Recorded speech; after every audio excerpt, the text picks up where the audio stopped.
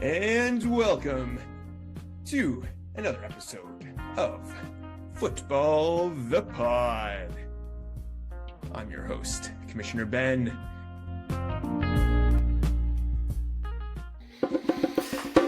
All right, welcome to Football the Pod, Season 4, Episode 7. We are recording on Monday night, October 6th, just after Monday Night Football. Well, I guess it's almost on to Tuesday, technically, for all you people back in Ontario. But, just had a weekend of back-to-back Jays home wins going into New York with a 2-0 lead. Tomorrow night for the ALDS Game 3. Had to throw in a Jays shout-out, of course. All right, we had a great week. Another trade in fantasy football. The league, of course. Some high-impact waiver ads and reasonable points scored across the board with everybody breaking the century mark this week. So strong week overall. Everyone seems to be rounding into form after a high-scoring NFL week. Really didn't lead to too many massive team fantasy scores, but certainly raised everyone's floor. We'll get into all that, of course. But first, it's time for Just the Tip with Commissioner Ben. All right, today's tip is all about notification apps. Yes, nice and simple. This year has been brutal for injuries. Definitely, I thought last year was bad. This is the worst year in all of my memory. We just lost another player this week. Well, as of today, Omarion Hampton, the rookie, is now going to be down for at least 4 weeks. He's been on fire.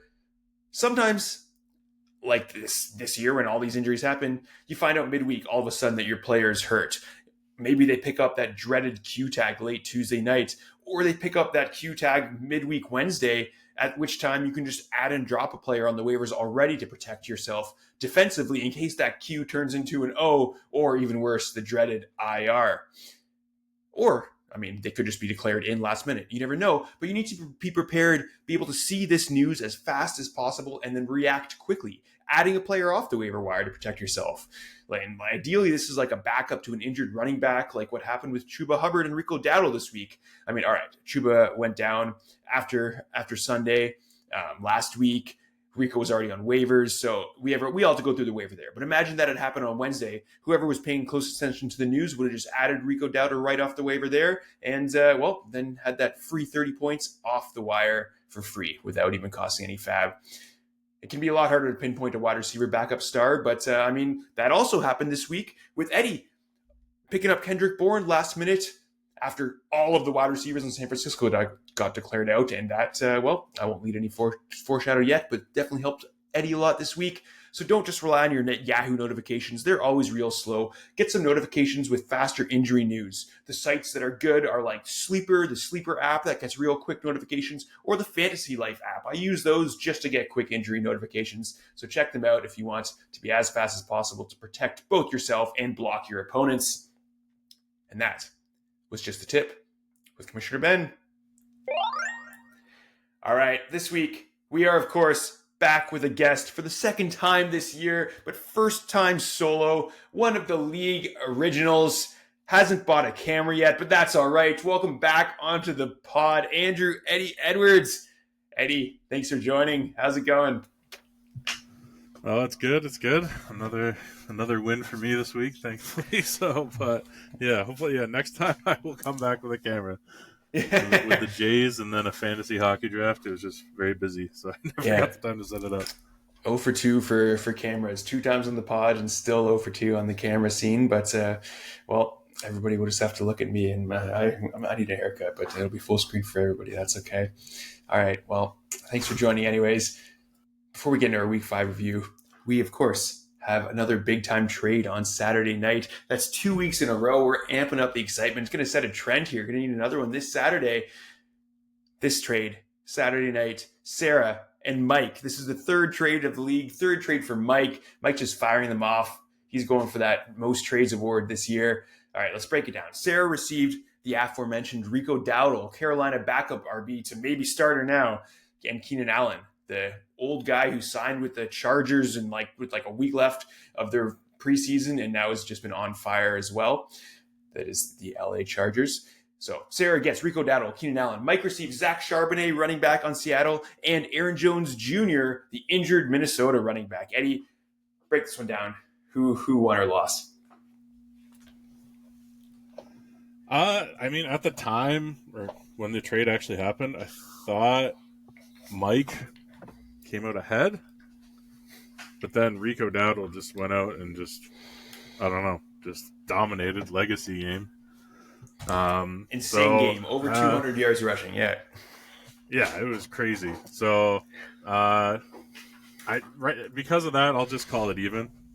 Like, Aaron Jones will come back and be solid eventually, but that's a future move, and like Mike does need to kind of win now, given his record and another loss this week.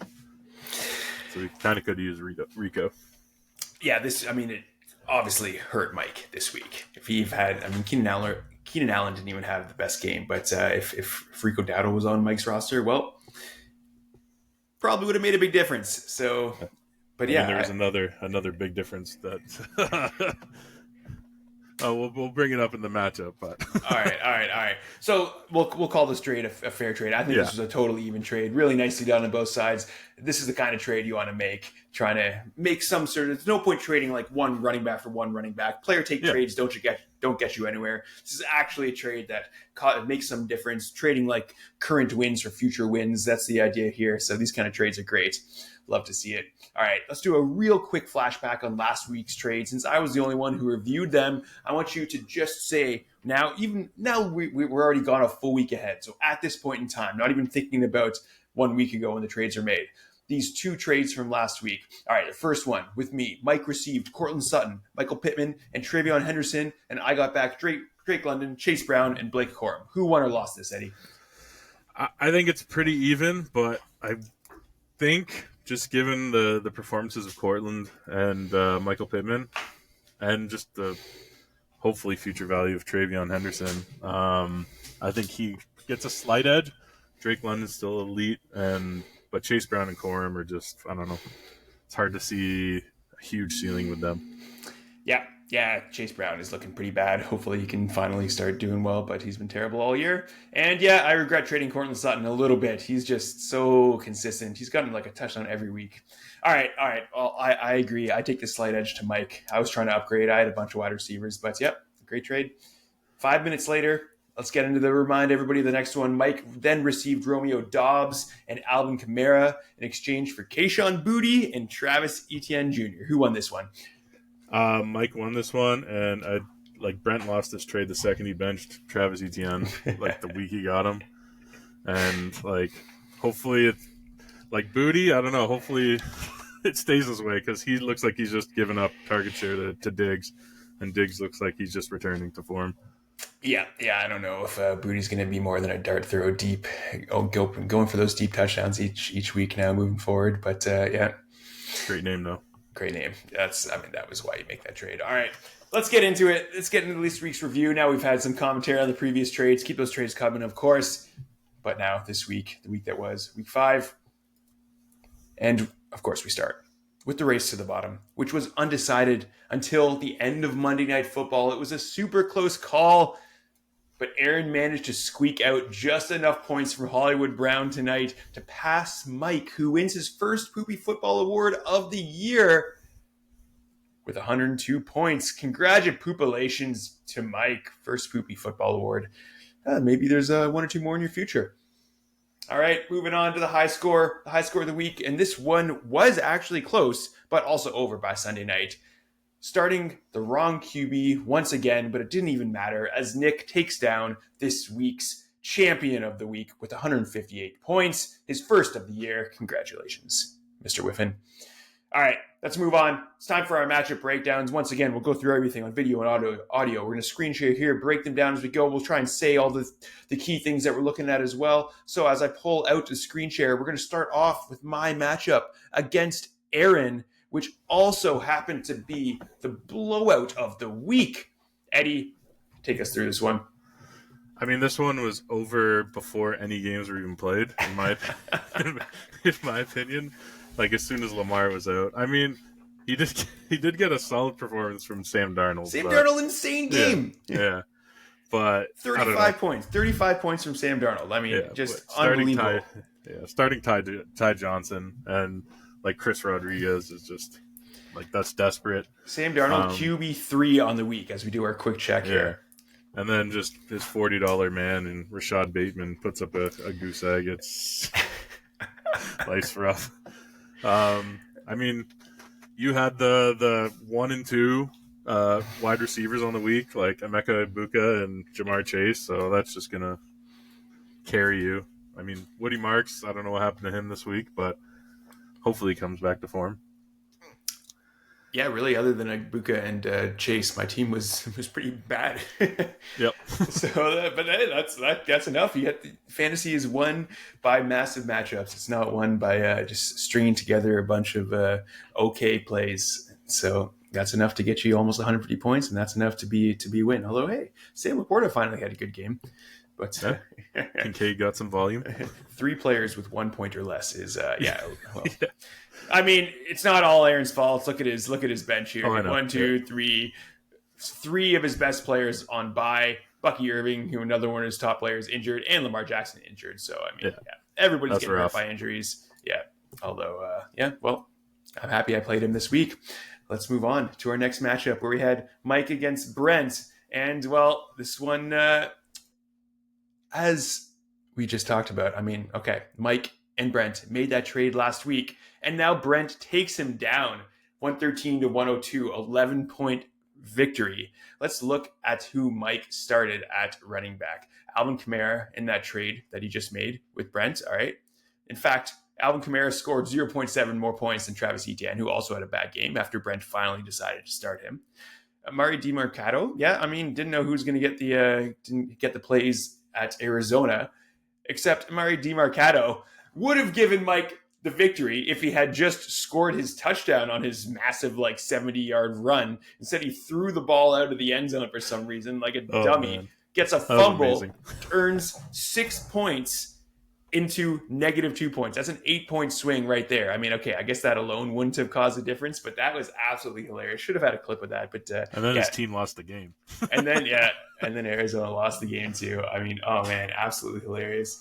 And that trade that Mike made with Sarah. I mean, all right, who's on the roster that Mike got from Sarah this week? Absolutely nobody, because if you remember, here are the guys that he just got: Zach Charbonnet on the bench, Alvin Kamara or Aaron Jones on the IR. Well, Zach Charbonnet wouldn't have made the big difference, but we'll see soon. Rico Dowdle getting over 30 points. If he was in Mike's starting lineup over, well, any one of these running backs, Mike would have had the victory. But that's not how it goes. Aaron, Brent's best player, David Montgomery, still showing up when he needs to. Even Nick Chubb got in the end zone this week. So close matchup, but Mike might be regretting that trade a little bit, at least for this week. Let's move on to our third matchup where we have Daniel against Scott. Eddie, tell us about this one. I think Scott got totally screwed over because he lost his top 2 wide receivers, and he should get his money or his buy-in back. Whoa. I'm saying that totally independently, and I wasn't forced to say that. It was his fault to draft Tyreek Hill. You should not have drafted Tyreek Hill. I mean, maybe if just Malik Neighbors went out, but I mean, when you're drafting Tyreek Hill, you should just have to give 2 buy-ins right from the get-go. So we can have one of those buy-ins back and one remains in the pot. But I don't know, playing Justice Hill was a choice over, I guess, Darren Waller, who, I don't know, the first game, I guess maybe you didn't believe it, but he looked good the second game. And even like Kareem Hunt, he's going to get TDs every now and then. Yeah, he's going to get... In fact. Yeah. But yeah, just too many bad performances. And then like on Daniel's side, just Hurts is just, I don't know, solid, putting up whatever 20. Yeah, 20 plus points every week. Another 23.5 this week. Yeah, J.K. Dobbins still has like the starting role there, so like he's just got a solid team. Like no one really shoots off the page, but yeah. And he did lose Brock Bowers all of a sudden. So that's his like second or third round pick. I think third round pick now, out for injury finally. Didn't even move him to the IR. Someone's not listening to the tips about IR. Hey, Nick, they're not that basic. So but he's got Jake Ferguson, who's just he's got getting Brock target Bowers after target. and Jake Ferguson. Yeah. I think Jake Ferguson might be the tight end one on the year now. I'm pretty sure he is, I think he is. Yeah, after the last week 30-point blow up too. Yeah. Yeah, he's So like third. He was third in the league in receptions, I think, at one point. yeah. Oh, he's definitely a tight end one on the year then. So yeah, I mean that consistency. Brock Bowers comes back. He can play both of them. Yeah. So yeah, this one wasn't even close. Like a 36-point difference. Not the blowout of the week, but very close. All right, let's move on to your matchup, Eddie, where you played Jason, and I mean this one was not really close either. Even as Drake May had perhaps his best real life football game of his life, of his pro NFL life, at least. I don't know what he did in college. We can ask Aaron about that at some point. Still only got 12 points. I mean, his fantasy points are coming. He just happened to cede all of the points to rushing touchdowns to Ramondre Stevenson for some reason this week. Yeah, but only 12 yards. points. Yes, nothing. Yeah. But I mean, already talked about it. The pick up and play of the week. What a call. Kendrick Bourne off the waiver wire last minute after San Fran lost every single one of their receivers. He goes out and gets a career high 142 reception yards. I mean, look at this. Kendrick Bourne, I mean, like, he's been around forever. How far does this even go back? I don't even know. Like, wow. I mean, yeah, okay, these stats don't even show his age. I was hoping to just find his age. He's like 30. He's been around. He was like just not even on the team. He was signed off the street for a couple different practice squads this year, got dropped, then finally found his way back to San Francisco.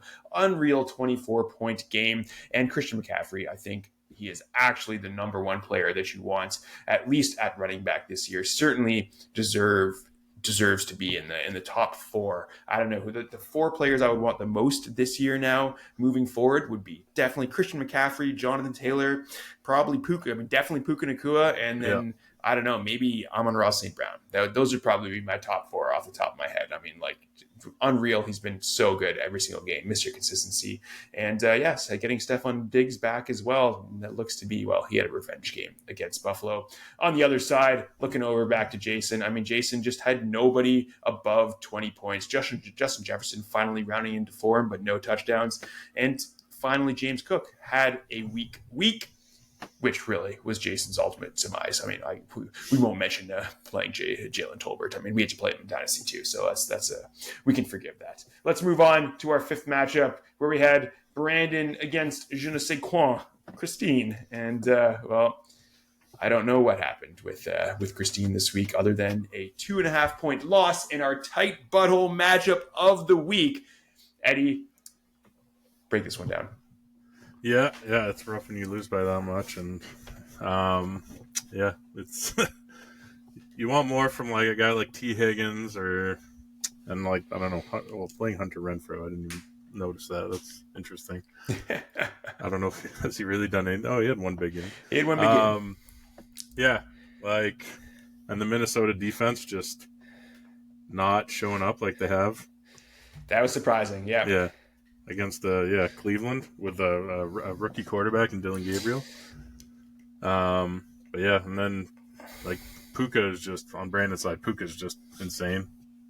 It's not like the super big number this week, but that guy just like. I mean, he has not had a game below 22.8 points. 23, 27, 22, 36, 24. Insane.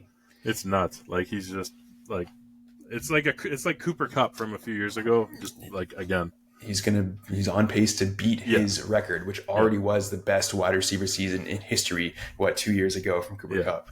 Yeah, that's Wish we'd put more money on that receptions bet. Yeah, definitely. Yeah, bet. Beginning the only future bet that I did was end of the year most receptions after the regular season in the NFL. Puka Nacua. So looking pretty good for that so far. I'm happy to see my guy Devon Achane still putting up decent points. Funny enough, he's had 16 fantasy points in 4 to 5 weeks, which is, I guess, a nice consistent floor. That's still solid. He's getting those touchdowns, even though his rushing numbers have been brutal. I mean, Christine, you probably should have played David Njoku over Hunter Renfrow. I mean, just at least get those sort of solid locked-in points, but ended up with getting that 2-point loss. Let's move on to our sixth matchup, Cassie against Sean, and we continue to have a single winless team in our league as Cassie moves to 0-5 with this 138 to 125 victory for Sean. And I mean, Cassie had a chance to come back, even though she was down huge. She needed like an absolute blow up game from both Patrick Mahomes and Brian Thomas Jr. And they got her pretty close. If Brian Thomas Jr. had just caught one of these touchdowns, then, I mean, that could have catapulted her to a real tight victory. Instead, I mean, Brian Thomas Jr., 12 points. Funnily, that's still his best game of the year for fantasy. So way worse than last year, but maybe he's starting to round into form. Patrick Mahomes has turned into a really good fantasy quarterback on Cassie's side. And she even played Rashid Shaheed, who had that insane 87-yard touchdown for 21 points. He's one of the top wide receivers on the week too. But I mean, Sean has another one of the best players in fantasy so far this year, Jackson Smith and Jigba. He's truly taken off as well, a top 5 wide receiver in the league. Breece Hall did great. Ramondre Stevenson somehow got 2 rushing touchdowns on 14 rushing yards, even though he fumbled again.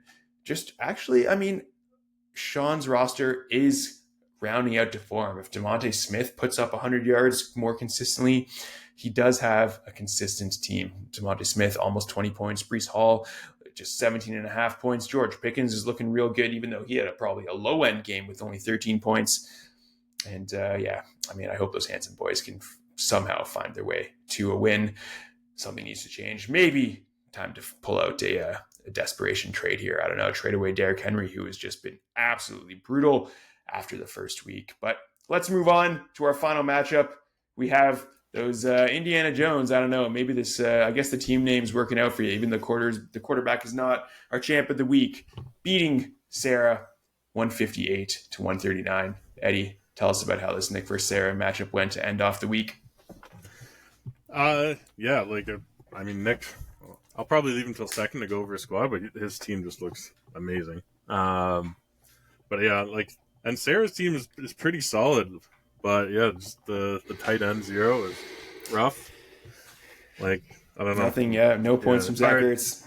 Yeah, it's hard when you don't have a top tight end. And then with no CD, Mike Evans, but the running backs were great.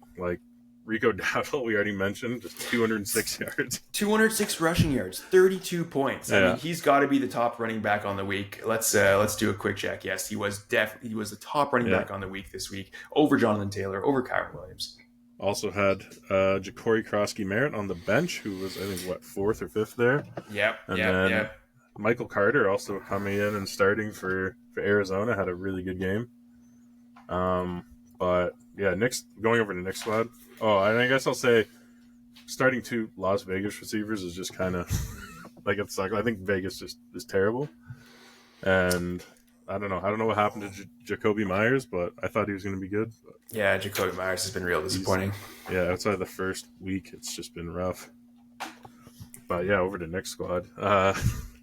He's just deep everywhere. He's got Xavier Worthy on the bench, Calvin Ridley on the bench, Baker riding the bench.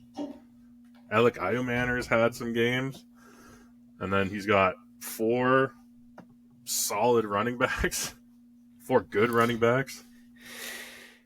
It could be Nick's year. But he did lose Spencer Schrader, so... He lost his kicker, so he's not going to win now. No. I mean, Nick's until he team... picks up the next Colts kicker. Yeah, whoever the next Colts kicker will be, we know it's going to be on Nick's roster. But maybe.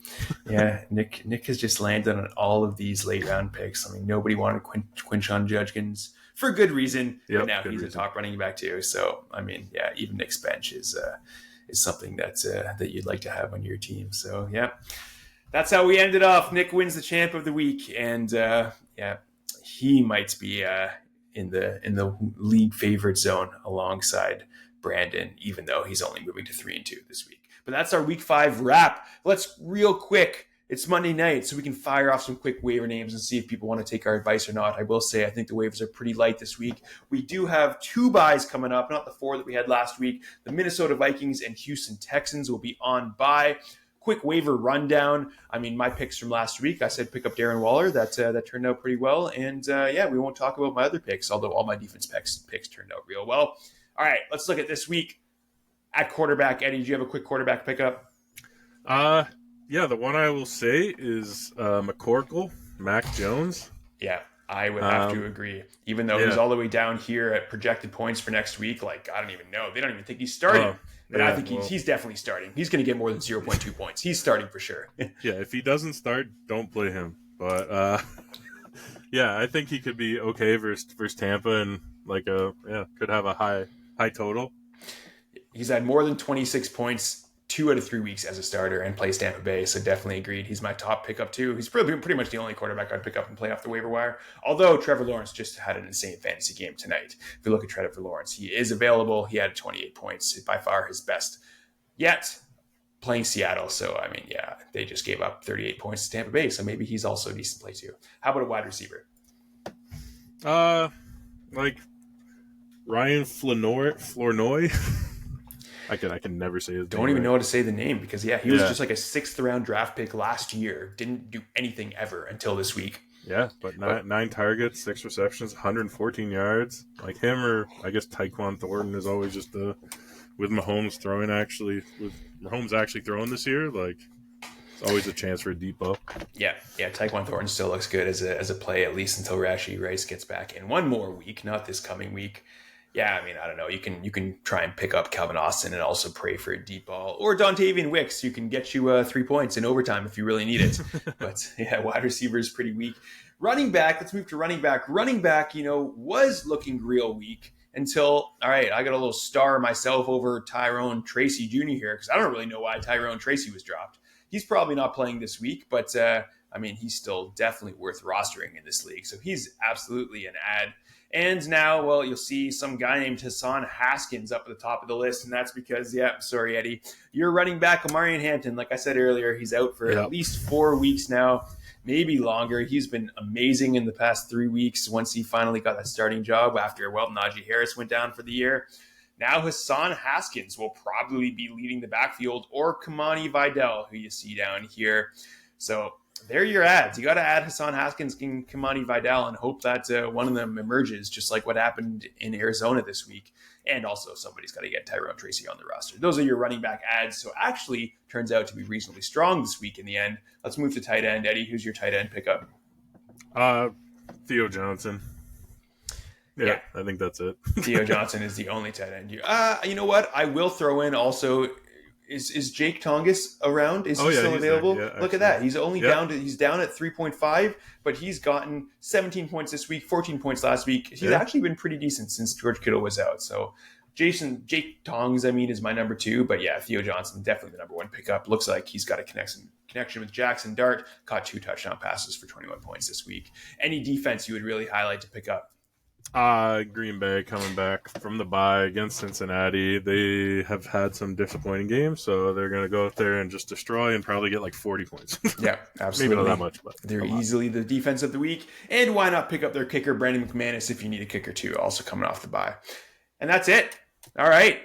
Nothing left to share. That week 5 is over. More buys, more injuries, 1 trade. Let's see if we can double up all those things next week. No injuries, but probably double up the buys at least. All right, maybe we can all swing 1 trade. Eddie, thank you so much for joining us for your solo pod. Well, your solo guest pod, I should say. Any final words heading into week 6? No, just excited, having a blast. It's fun to get back on the pod. Maybe you can make 1 more real life appearance this year if you manage to find a camera somehow. Okay, I'll try. I promise next time I will have a camera. Maybe we can do a live pod. Maybe we can do a live pod, but it's got to be in my little recording studio here because otherwise I don't have a proper setup. So if I'm not in my recording studio, I lose my mic setup. Look at this setup now. I've even got this thing that goes over the mic that maybe does something. You're a pro. Yeah. That's right. Well, I guess I got to fly to Vancouver. Okay. That's how we will do it. Yes, that is also long overdue. But with that, thank you everybody for listening. Have a great week. Get to those waivers. You got lots of time now. And I'll see you all next week.